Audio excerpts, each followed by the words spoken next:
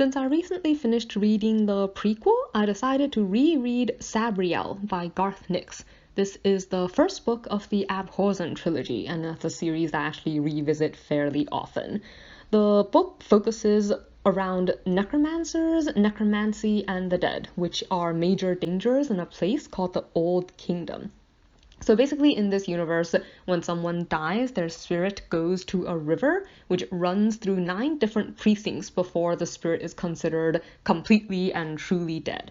But sometimes you have people who really don't want to die, and if their will is strong enough and they try hard enough, sometimes they can claw their way back into the living world and become what we might consider undead monsters. So in this story, they're generally just referred to as the dead. And the dead have to prey on other living creatures because they require that living energy in order to prevent themselves from being pulled back into the river and carried through to the 9th gate and a final death. Then we have necromancers, which are people who predominantly use music, like that's what their magic is based on, to control the dead and make them do their bidding. So necromancers use these 7 different bells that each have their own unique properties, like the ability to wake the dead, to make them sleep, to give them voice, or to bind their will.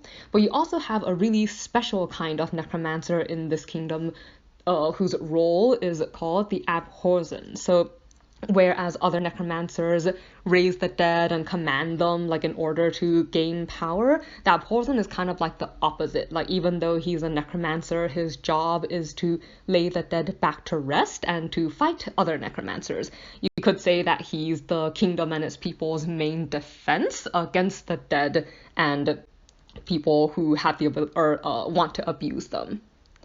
Sabriel is the daughter of the current Abhorsen. So when she was around 5 years old, her father took her out of the Old Kingdom and put her in a boarding school in Ancelstier. This is the country next to the Old Kingdom, which is separated from the Old Kingdom by a wall, and it has some really different characteristics. Whereas in the Old Kingdom, we have like magic and the dead and monsters and stuff. In Ancelstier, magic actually for the most part does not work.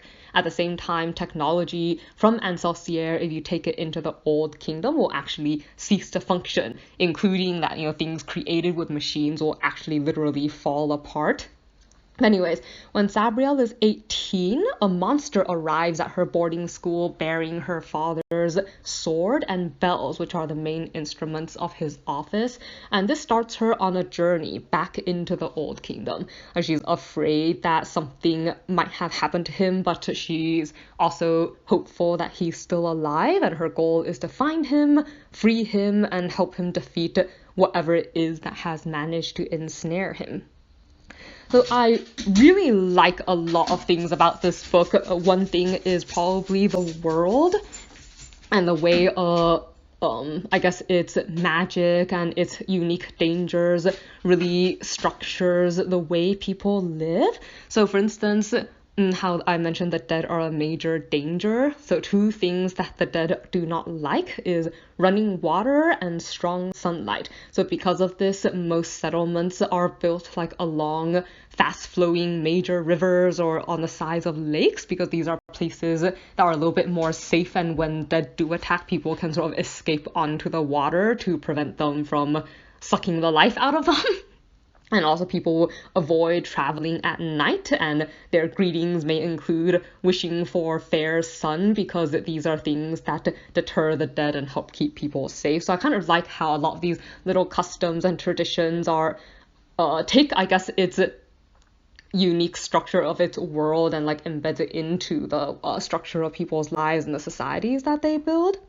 There really isn't anything I dislike about this book. Like, it does a really good job introducing you to the world, to the magic, and also to the unique position of the Abhorsen. Like, as Sabriel learns more about her father's responsibilities and also begins to assume those responsibilities herself. So in the people I've introduced this book to, I guess the one person I've met who didn't like it, I think their main comment was that they thought the romance line was a little weak. I think they put it in the word, like in terms of they thought the pair only really happened because the 2 characters were the only 2 carbon life forms that spent a lot of time together throughout the narrative. And I think I always thought that was kind of funny, but the romance line is not really a major part of the book, and I guess I personally don't really think too much about it.